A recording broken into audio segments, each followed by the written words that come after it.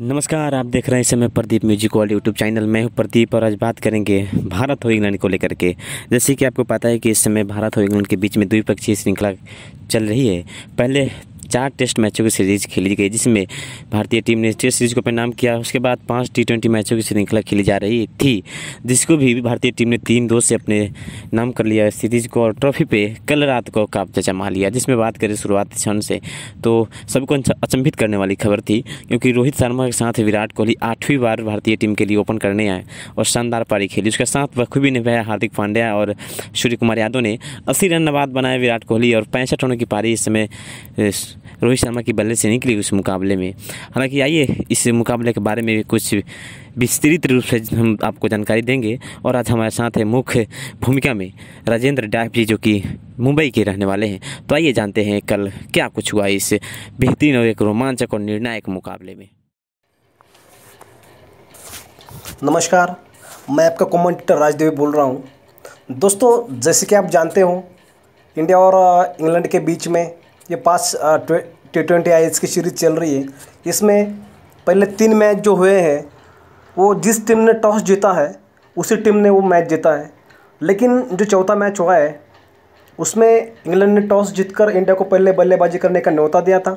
उसमें इंडिया ने पहले बल्लेबाजी करते हुए 185 का एक डिसेंट टोटल पोस्ट किया था और उसको ज़बरदस्त तरीके से डिफेंड भी किया था। अब 5वें मैच में इंग्लैंड के सामने ये परेशानी रहेगी कि अगर हम टॉस भी जीत जाते हैं तो या तो पहले बल्लेबाजी करें या फिर गेंदबाजी करें। इसमें और हुआ ये कि आज के 5वें मैच में इंग्लैंड ने टॉस जीता और इंडिया को पहले बल्लेबाजी करने के लिए बोला। तो जैसे इंडिया बल्लेबाजी करने के लिए आया, तो इंग्लैंड की सोच ये थी कि इंडिया को पहले 6 ओवर के अंदर ही मैच से बाहर करे, ताकि जैसे इंडियन बैट्समैन है कि पहले 6 ओवर में कुछ आक्रामक रूप से खेलते नहीं है, उसके बाद वो स्कोर करना शुरू कर देते। लेकिन उससे होता ये है कि इंडिया के 20 ओवर में 170 या 80 के आसपास ही रन बनते हैं। और इंग्लैंड जैसी खूंखार टीम को, इंग्लैंड के पास जो जिस क्वालिटी के बल्लेबाज है, उनको 170 या 80 रन का इतना कुछ उन पे प्रेशर नहीं आता है।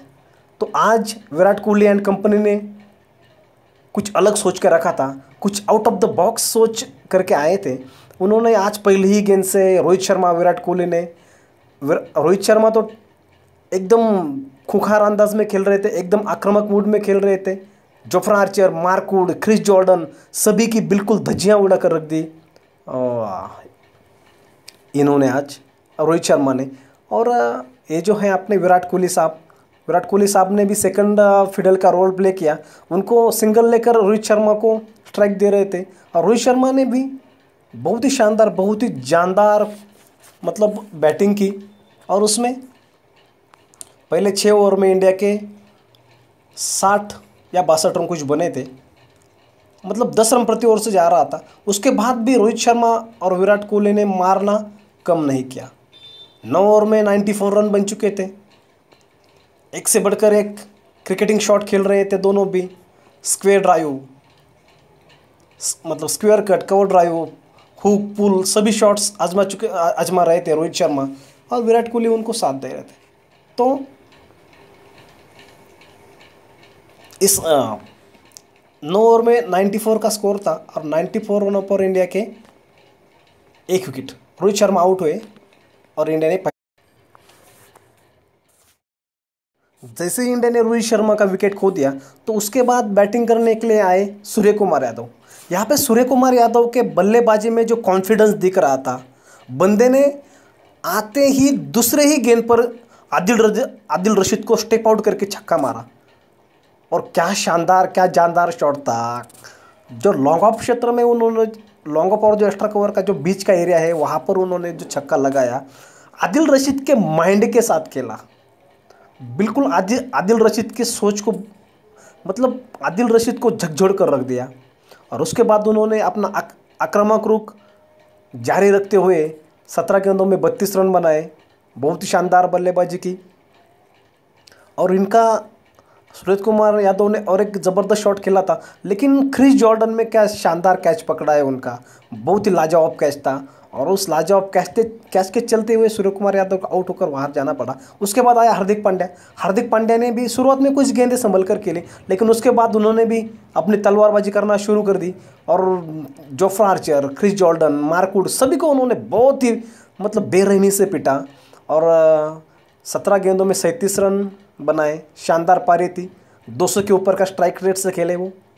और यहाँ पर विराट कोहली, किंग कोहली, उन्होंने जो भी बल्लेबाज आता था उनको सपोर्ट करते रहे, अपना सेकंड फील्डर का रोल प्ले करते रहे और उनको अपने साथी बल्लेबाज को खुलकर खेलने का मौका पेश करते रहे। लेकिन यहाँ पे एक बात बोलना चाहूँगा, विराट कोहली 52 गेंदों में 80 रन बनाए। अगर विराट कोहली थोड़ा सा तेज खेलते, देखिए इंग्लैंड के टीम में जिस तरह के बल्लेबाज है दोस्तों, उसी के उनके बल्लेबाजी को देखते हुए आप 170-80 रन कुछ मायने नहीं रखता है। बाद में जाकर हार्दिक पांड्या और इन्होंने जो थोड़ा सा गेयरअप किया है, बाद में कोहली ने भी गेयरअप किया थोड़ा सा, तो उसके वजह से जाकर 220 रन बने हैं।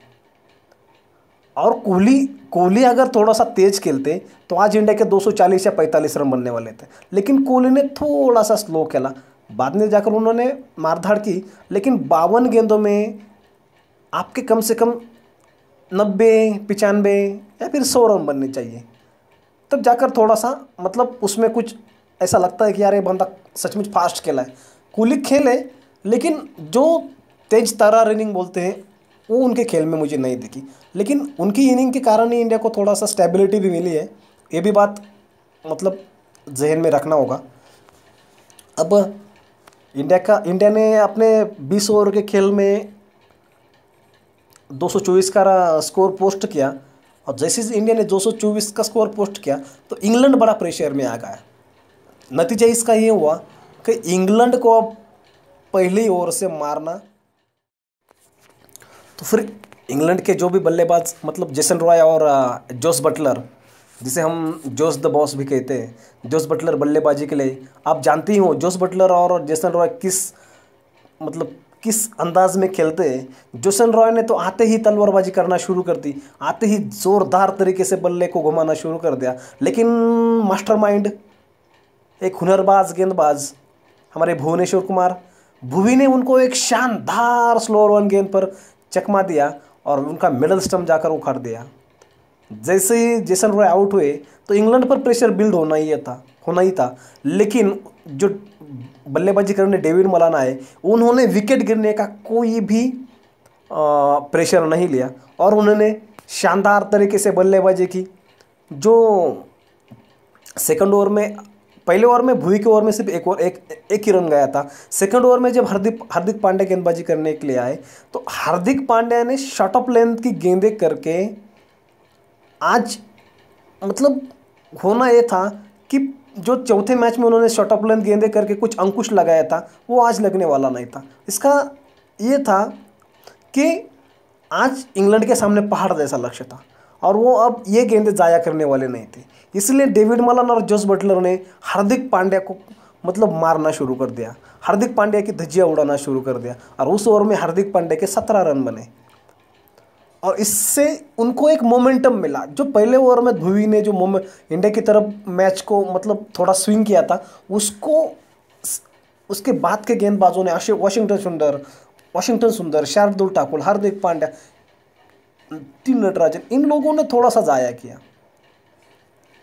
इन लोगों ने सही लाइन और लेंथ की थोड़ी सी मतलब सटीकता न होने के कारण इंग्लैंड के बल्लेबाजों को मारने की मतलब परमिशन मिल गई और उन्होंने ज़ोरदार तरीके से आक्रामक रूप अख्तियार करते हुए 6 ओवर में 60 रन बना लिए थे।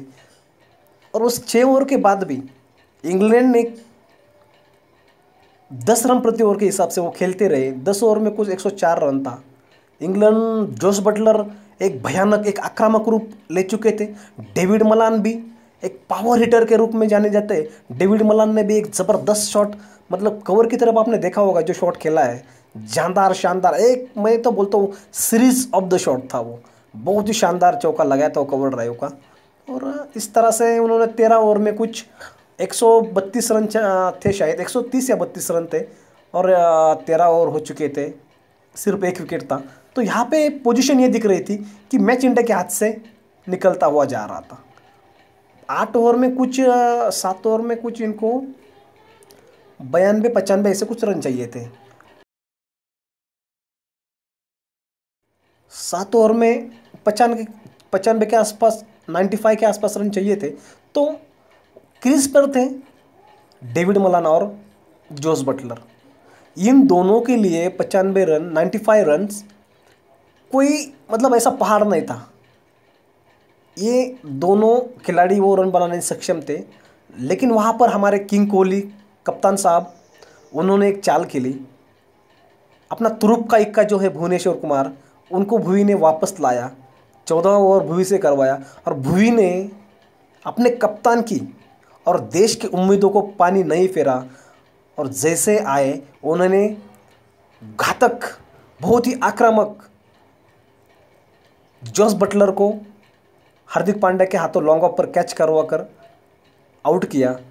जब वो जोस बटलर आउट हो गए तो अगले ओवर में शार्दुल ठाकुर ने भी एक स्लो रन गेंद पर डेविड मलंग को आउट किया। इससे हुआ ये, दोनों भी सेट बल्लेबाज आउट हुए, लेकिन अभी भी इंग्लैंड के पास दम था।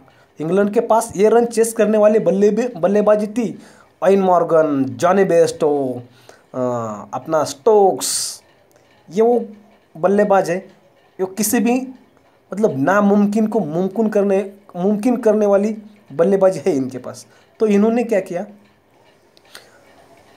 बीच में 14 ओवर के बाद में प्रॉब्लम हुआ ये कि थोड़ी सी डॉट गेंद जाने के कारण इंग्लैंड पर प्रेशर बढ़ रहा था और प्रेशर बढ़ने के कारण उनको अभी बल्ला घुमाना तो ज़रूरी हो गया था। उसी चक्कर में Eoin Morgan, Jonny Bairstow out हो गए और फिर इंग्लैंड की जो आशाएं थी अब बेन स्टोक्स पे आकर रुकी थी। स्टोक्स ने प्रयास तो ज़रूर किया, लेकिन रन रेट का बढ़ता प्रेशर और हमारे गेंदबाजों ने अपने हुनर से की हुई गेंदबाजी के कारण स्टोक्स को भी अपने हाथ घुमाने का मौका नहीं मिला इतना, लेकिन स्टोक्स ने कुछ बाउंड्रीज लगाई और रन रेट के प्रेशर के कारण इंग्लैंड बार बार मतलब इंग्लैंड के विकेट गिरते रहे और इंग्लैंड के विकेट मतलब नज़दीक अंतराल पर विकेट गिरते रहे ना, इसलिए प्रॉब्लम हुआ है कि उनका रन रेट भी कम होता रहा और बाद में जाकर मैच इंग्लैंड के हाथ से चला गया। इंग्लैंड ये मैच हार गया। इंग्लैंड सोच रहा था कि इंडिया को हम पहले बल्लेबाजी करवाएंगे और पहले 6 ओवर में ही इंडिया को 30-35 रन पर रोककर मतलब पूरे मैच से इंडिया को बाहर कर देंगे। लेकिन आज विराट कोहली एंड कंपनी कुछ आउट ऑफ द बॉक्स सोच कर आई थी। उन्होंने पहले 6 ओवर में ज़बरदस्त तरीके से मारधाड़ की, आक्रामक रुख इख्तियार किया और शानदार रन बनाए और उसी के चलते हुआ ये कि बाद में आने वाले बल्लेबाजों पर भी कोई प्रेशर नहीं बना और प्रेशर के ना होने के कारण हार्दिक पांड्या, सूर्यकुमार यादव, इन्होंने तेज तर्रार बल्लेबाजी की और इंडिया को एक पहाड़ जैसा लक्ष्य बनाने में इंडिया का सफल हुआ। तो इससे ये सबक मिलता है, चाहे आप टॉस जीतो या टॉस हारो, आपको हर हाल में अच्छी क्रिकेट खेलनी है। आपको हर हाल में अव्वल दर्जे की क्रिकेट खेलनी है। अगर आप अव्वल दर्जे की क्रिकेट खेलोगे तो जीत आपकी तय है। ओवेन मॉर्गन को यह लगा कि मैं इंडिया को पहले बल्लेबाजी करवाऊंगा और ये मैच जीत जाऊंगा। ऐसा हुआ नहीं। इंडिया के धुरंधरों ने उनकी ही चाल उन पे ही उलट दी और इंडिया को ये मैच जितवा दिया। तो ये थे राजेंद्र डाइव जी, जो कि मुंबई के रहने वाले हैं और एक शानदार क्रिकेट कमेंटेटर है और अपने कमेंट्री से लाखों दिलों पर राज किए इन्होंने और उसका परिणाम ये रहा है कि इन्होंने रणजी ट्रॉफी जैसे नेशनल मैचों की कमेंट्री की है, वो भी जाकर के ऑन फील्ड। तो शानदार कमेंटेटर है और आप लोगों को जरूर बताइएगा कमेंट करके कमेंट बॉक्स में कि ये वीडियो आप लोगों को कैसी लगी। अच्छी लगी हो तो लाइक कर देना, शेयर कर देना और चैनल को सब्सक्राइब जरूर कर लीजिएगा। और मैं आप सब लोग से एक बात और कहना चाहूँगा कि अभी हम लोग के शुरुआती दौर है और गलतियाँ होगी तो आप लोग ज़रूर मुझे बताइएगा, ताकि मैं उस गलती को आगे अगले के वीडियो में सुधार करके और एक अच्छी वीडियो बनाने की कोशिश करूँगा। बस ये तभी संभव हो पाएगा जब आप लोग अपना समर्थन दीजिएगा हमको। फिलहाल इस वीडियो में इतना ही, मिलते हैं अगले वीडियो में, तब तक बाय बाय।